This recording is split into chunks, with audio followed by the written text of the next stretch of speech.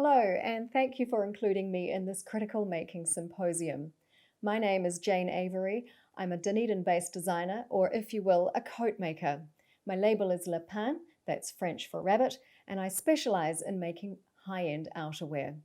I refer to my work as Eco-Couture because along with employing top quality natural materials and repurposed fine vintage textiles, my focus is on using a New Zealand pest resource.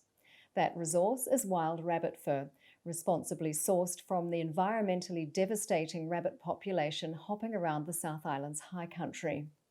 It's a fact that this introduced species is overly abundant, and for the sake of our natural environment, their numbers must be curtailed.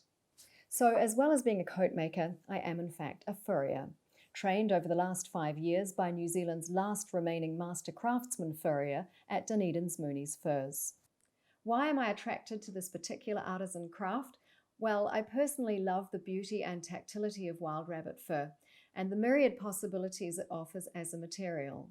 I like the contrast and compatibility that occurs when fur and fabric meet. For me, these materials blend beautifully, and I enjoy the challenge and method involved in working with both. Fur, I think, can be a timeless companion for repurposed vintage fabrics, as in the case of the two coats entered in this critical making symposium. Paisley All The Way and Brave New Day incorporate fabric from the same antique Scottish Paisley shawl. The making of these two coats spanned approximately 2 years. The first to be made was Paisley All The Way, and it utilizes the lion's share of the shawl. It's a classically styled long winter coat lined with a plum-colored silk, punctuated with a rabbit fur collar and yoke, and embellished on the sleeves with vintage glass beads following one of the shawl's repeating motifs. Brave New Day began with sleeves cut from what fabric remained.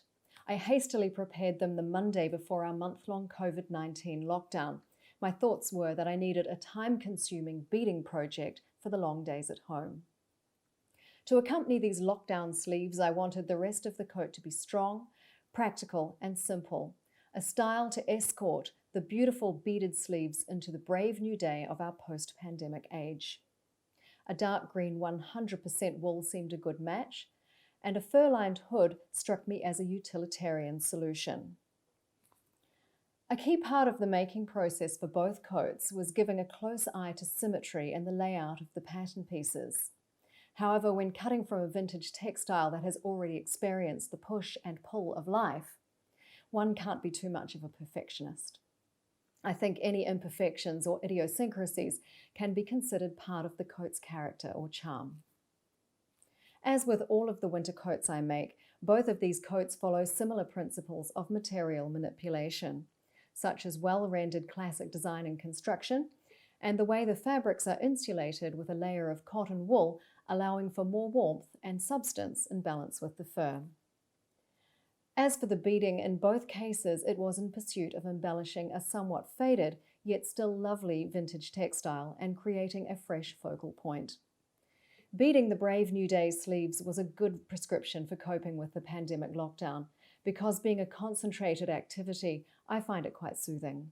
It helped to distract my mind from the big scary news story unfolding in the world.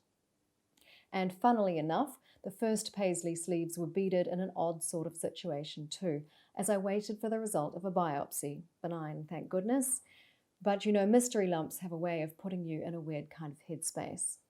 So the creative process of beading the sleeves of both coats had an undertone of needing to lose myself or divert my energy into a contained and comforting space. You could say that there's critical meaning and making in that extraordinary times call for extraordinary projects. I like making beautiful things, and I suppose my driving force is that I need to keep getting them out of my system. Whether all the ideas materialize remains to be seen, as others often jump the queue. My work is by its nature slow fashion, and I find myself holding on to some concepts for years before realizing them. But these two coats made from the same vintage Paisley shawl did materialize, and thanks to this opportunity to exhibit, they've teamed up as an overall concept. I hope you've enjoyed seeing and hearing about them. Thank you.